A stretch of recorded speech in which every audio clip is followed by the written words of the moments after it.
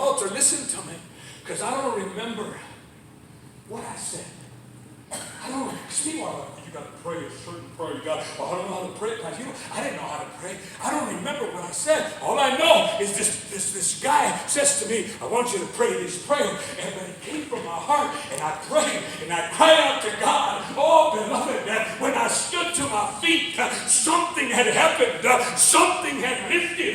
Something had changed. That anger, that violence, that bitterness, that loneliness, that brokenness, that depression, that addiction, it was gone. I was free.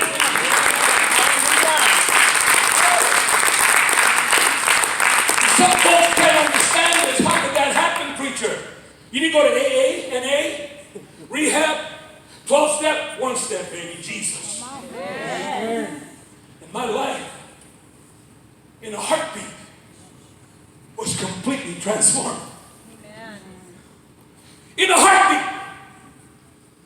3 years later, I was ordained into the ministry.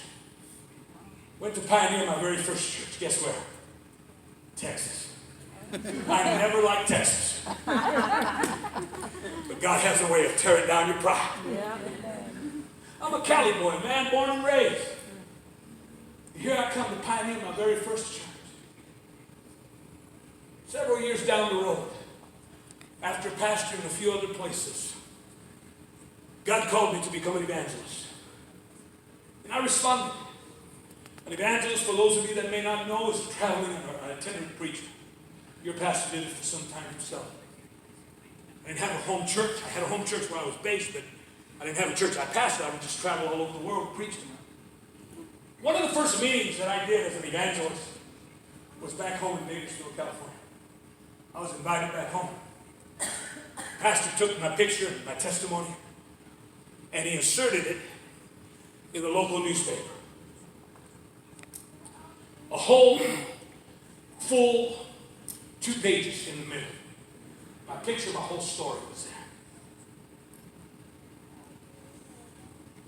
there. In the meantime, other news media got wind of this. And so when I showed up Sunday morning to begin these meetings, I walked in, and I remember there's 2 very professional-looking cameras. And people were there manning these cameras, and I asked one of the ushers, I said, man, what's going on? And he says, well, that's Channel 17, and that's Channel 29 news stations. Eyewitness News are here. And I said, well, what are they doing here? And he said, I don't know, Pastor, I think they're here for you. And I'm like, for me? What? And sure enough, man, they interviewed me. You know, they saw my testimony, a former gang member. That, you know, there had been some drive-bys, some innocent kids had been murdered. And so, of course, the whole city's in an uproar, man. And they want to know, man, do you have an answer for this? Do you think that what worked for you can work for... And so this is... So anyhow, after the service that morning, I went to my motel room, turned on the TV to watch the news. Because, you know, I ain't never been... Well, I've been in the news before, but not like that, see? So I turned it on, and sure enough, man, there I am. They got me... being interviewed, big old cheesy smile, they got me running back and forth, they've been preaching. And there is one particular shot that they do where I'm praying for this young man. I'm laying hands on him, and the camera zooms in. This is in national television. The camera zooms in, and the anchor woman is talking, and she says, this is Rick Martinez. He's a former gang member. In the past, she said, whenever he would lay hands on people, it was to hurt them. Now, he's praying for them. Amen. That, right there, is the power of the gospel of Jesus Christ.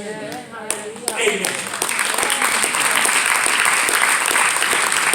It's been almost 36 years since that day.